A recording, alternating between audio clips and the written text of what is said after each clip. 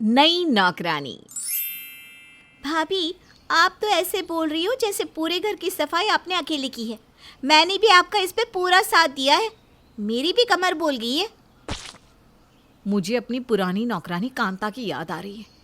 क्यों चली गई वो गाँव? क्यों छोड़ गई हमें? उसके काम छोड़ने के बाद एहसास हो रहा है कि वो कितना काम करती थी। भाभी, जो चला गया सो चला गया। अब नई नौकरानी देखते हैं ना। इस घर के काम की वजह से मैं कभी ऑफिस लेट पहुंचती हूँ तो कभी ऑफिस की छुट्टी हो जाती है। और माँ है जो कुछ समझना ही नहीं चाहती। जब से कांता काम छोड़कर गई थी तब से घर की पूरी जिम्मेदारी घर की औरतों के ऊपर आ चुकी थी, जिस वजह से वे काफ़ी परेशान रहती थी। इसीलिए विशाखा और कोमल नई नौकरानी रखने का फैसला करती है। अब इसी तरह से कुछ दिन बीत जाते हैं पर उन्हें कोई नई नौकरानी मिलती नहीं। माँ जी, आपकी तो कितनी सारी दोस्त हैं जिनके घर में नौकरानियाँ लगी हैं।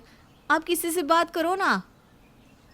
अरे अभी कांता को काम छोड़कर 2 महीने भी नहीं हुए और 2 महीने में तुम दोनों ननद भाभी परेशान हो गई। थोड़ा सब्र करो।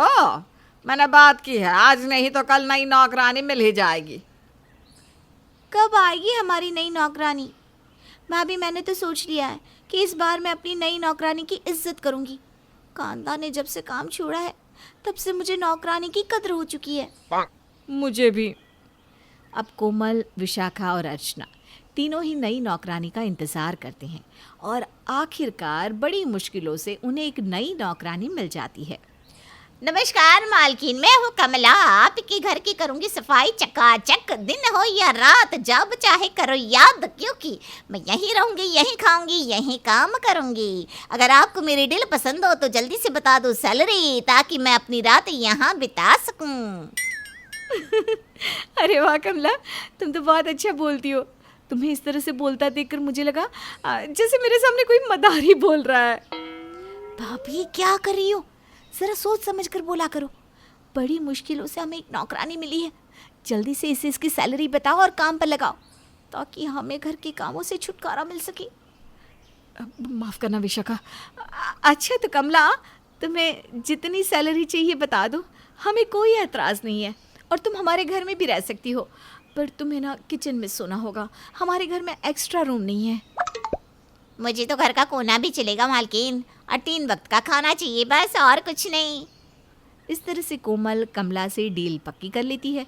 अब कमला कोमल के ही घर में रहकर घर की साफ सफाई करती और सभी घर वालों का अच्छे से ख्याल रखती, जिस वजह से घर वाले भी कमला की काफ़ी इज्जत करते हैं और घर के आदमियों को तो जैसे सब भूल ही गए थे। ऐसे ही एक दिन अनिरुद्ध अपना पर्स ढूंढ रहा था पर उसे उसका पर्स नहीं मिलता। अरे यार कोमल, मेरा पर्स कहाँ है? मैंने तुम्हें कितनी बार बोला है मेरी चीज़ों को संभाल के रखा करो।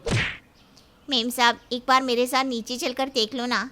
मैं सब्जियां लेकर आ गई हूँ, पर वो सब्जी वाला ना बहुत चिक चिक करता है। कह रहा है कि पिछला उधार है। आप एक बार जाकर उससे बात करो ना। क्या? उस सब्जी वाले ने ऐसा बोला? पर तुम तो उससे कभी उधार नहीं करती ना। अच्छा तुम यहीं रुको, मैं बताती हूँ उसे। अरे कोमल, ये मैटर कमला और सब्जी वाले के बीच का है। तुम क्यों जा रही हो? सब्जी कमला लेती है तो वो अपना देख लेगी, तुम मेरा पर्स ढूंढो ना। ये आप कैसी बात कर रहे हैं? कमला हमारे घर में काम करती है, ऐसे थोड़ी ना होता है। मैं कमला की मदद करने से कैसे पीछे हट सकती हूँ? चल कमला, मैं आती हूँ तेरे साथ।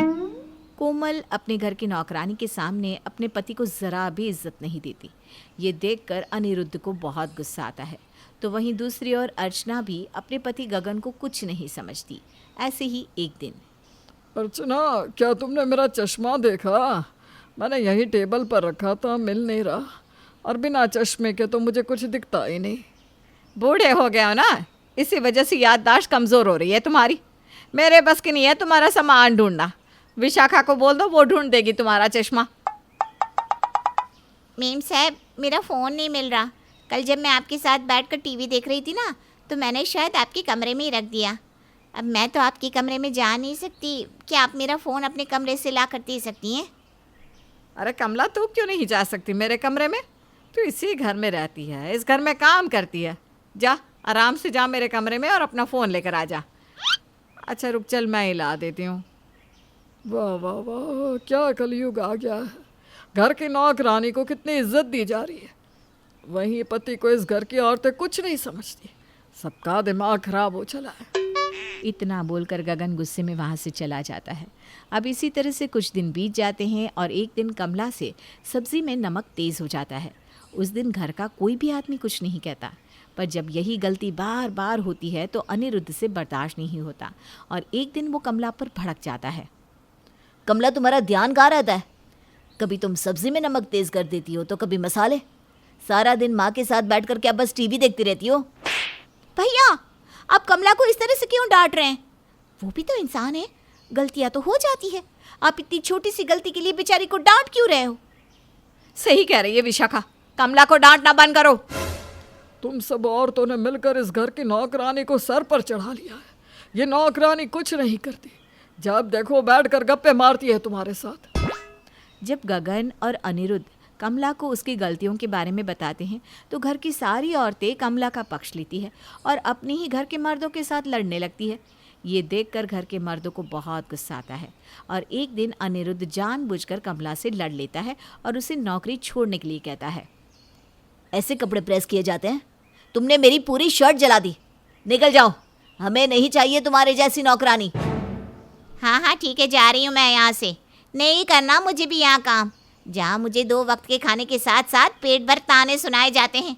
अरे रख लेना कोई दूसरी नौकरानी, इतने सस्ते में मिल जाए तो। कमला रोते हुए काम छोड़कर चली जाती है, जिस वजह से घर की सारी औरतें गुस्सा हो जाती हैं और वो अपने ही पतियों से घर के काम करवाने लगती है। कमला आपकी वजह से काम छोड़कर गई है, इसलिए अब आपको ही घर का सारा काम करना होगा, हम कुछ नहीं करने वाले। अरे पर अनिरुद्ध ने उस नौकरानी को निकाल कर कुछ गलत थोड़ी ना किया है। तो आप भी अपने बेटे के साथ शामिल हैं? बहू, इन दोनों बाप बेटे को ही घर के काम पर लगा दे, तब इन्हें पता चलेगा कि कितनी मुश्किल से नौकरानी मिलती है और उनकी इज्जत करनी कितनी ज़रूरी है। जब खुद काम करना पड़ेगा ना, तभी अकल आएगी। घर के काम करने के बाद घर के आदमियों को अच्छे से एहसास हो जाता है कि उन्होंने कितनी बड़ी गलती करी है।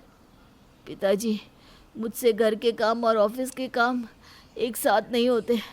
मैंने गलती करी उस नौकरानी को भगाकर। अब मुझे ही उस नौकरानी को जाकर बुलाना होगा, वरना इस घर की औरतें तो हमारा जीना ही हराम कर देगी। इस घर की औरतें नौकरानी के बिना नहीं रह सकती, इसीलिए उन्होंने हमें ही नौकर बना दिया। हम नौकर बनकर इनके कपड़े बर्तन साफ करें, इससे अच्छा है कि उस कामचोर नौकरानी को ही घर बुला लिया जाए। और ना चाहते हुए भी अनिरुद्ध कमला के पास जाता है, खुद उससे माफ़ी मांगता है और उसे घर ले आता है। कमला को देखकर घर की सारी औरतें खुश हो जाती है और एक बार फिर से सब कुछ पहले की तरह ठीक हो जाता है। पर इस बार जब कमला आती है तो उसके नखरे पहले से भी ज़्यादा बढ़ चुके थे।